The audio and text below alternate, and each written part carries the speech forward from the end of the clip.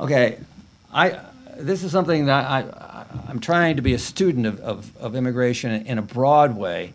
And to me, a lot of this raises a familiar theme that people who study labor markets and immigration have noticed. This is a New York Times, the lead of a New York Times story from 1950.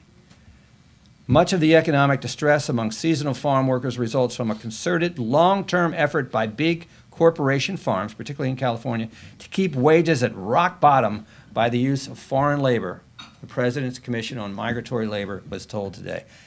That is a big motivating factor for SWT. Sponsors are and recruiters say, look, you can really save a lot of money because look at the money you don't have to pay these kids.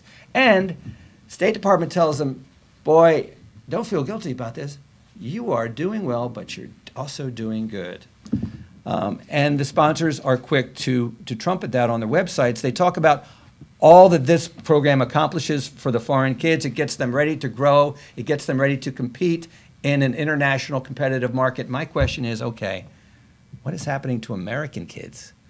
Are they growing? Are they developing the skills that summer jobs teach? One of the chapters here, the second chapter begins, this is out of Ocean City.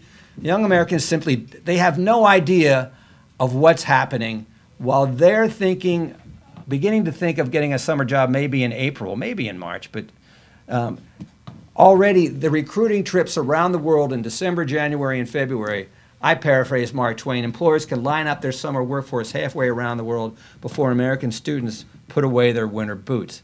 I don't think there's any doubt about that. American kids show up looking for jobs in April, and they're told, sorry, we're already. Interesting complaints about American workers by Ocean City, Maryland employers, and I think these complaints need to be taken seriously. I heard them quite a bit down there, and I do think that there are issues. You have a lot of high school kids who are immature, and this is the work.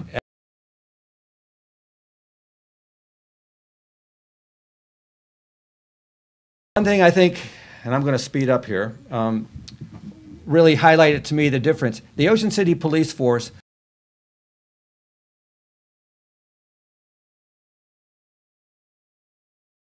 (30 to 35 colleges). Okay, the Ocean City workers who are not police force, they don't have any restriction at all. They do not have to hire American citizens. What do they do to publicize their job fair? I called them up, and Melanie Purcell, whom I also invited to be here today, who declined, said, well, we send out posters. So while we have job fairs around the world going to visit kids to recruit them, Ocean City is sending out posters, which I predict most American kids never see. Quickly going through Alaska, a big controversial program is appropriate for Alaska fish processing, where you work long hours in remote locations. This is from a Turkish website. The second quote is from a recruiter who a job fair, I believe it was in the Ukraine. But the draw for these foreign kids is the chance not just to make $7.75 straight time, but time and a half overtime. And again, if you're from Eastern Europe, it will be a quote from one of the American seafood processing recruiters at a job fair in Odessa. We represent a company called Leader Creek Fisheries. We're in Naknek, Alaska, which is a very, very small town. We can offer summer to you about 4 or 5 weeks of very, very hard work.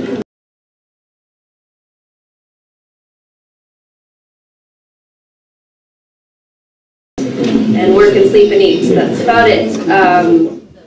Okay, so work and sleep and eat, but by the way, this is cultural exchange.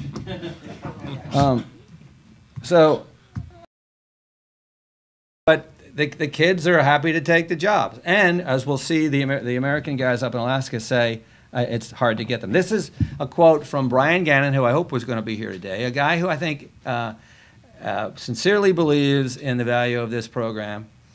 He's very critical of American millennial kids, those born around 1980.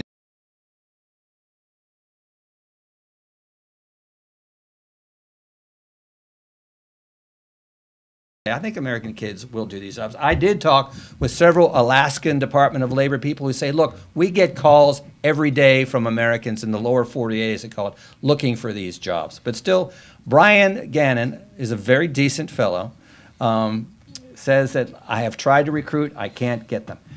Again, an aside, I think another element of this problem is the decline in the relative value of the minimum wage. When Hillary Clinton was working in the Alaska fish processing, she was making the minimum wage, as most do, $2.10 an hour. But because of inflation, what you could buy for $2.10 in 1969 will now cost you $12.98.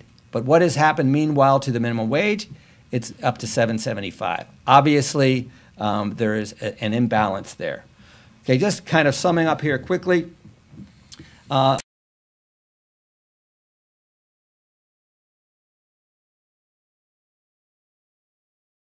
Lobby for unemployed American teenagers, and it's not big business to recruit them.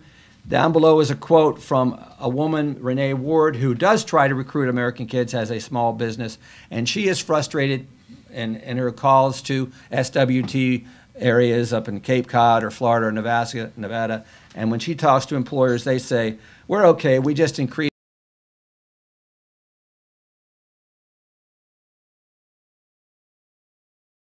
If the State Department was bragging about the possibilities for SWT in China, Brazil, and India, how many tens of millions of kids do you think might be eligible for coming over and might want to come over? Rick Ruth, again, the State Department official who unfortunately just left, acknowledges there's a lot of pressure to grow the program, to increase its size. Harrisburg by one guy who's working for a company that's making money. Unfortunately, we haven't seen a lot of evidence that this balance is being struck.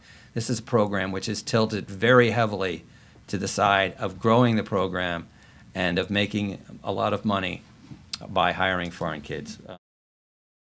For the studies used in this video and others, please visit www.c